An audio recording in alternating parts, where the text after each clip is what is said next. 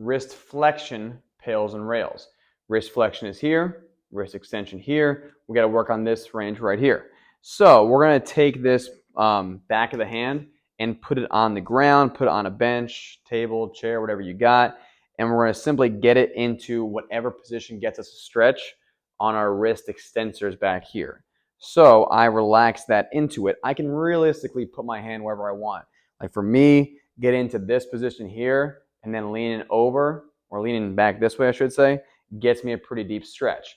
I can adjust the level of stretch based off of where my elbow is. This gets me a deeper stretch. This gets me a less deep stretch. If I externally rotate my shoulder here, this gets me a deep stretch here. This gets me a less deep stretch here.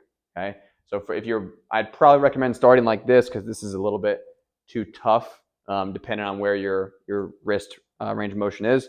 This is usually a better way with the palm facing out to try to exaggerate or get that right spot of where the elbow should be in relation to the hand. If I'm in this position, I'm going to hold for 2 minutes before my pail and rail. My pail is trying to do that motion. So if the ground wasn't there, I'd be going out like that, squeezing my wrist extensor. So trying to drive the knuckles down into the bench. Then the opposite direction for my rails is going to be trying to pull my palm up towards my bicep, towards my forearm, trying to get into deeper wrist flexion as best I can, and then relaxing in a deeper stretch. As with anything we do, no pain, no tough feelings other than just like an uncomfortable contraction. And make sure as you're going, the wrist, the forearm area is what's doing the work. You're not moving your body around and compensating with other parts of the body.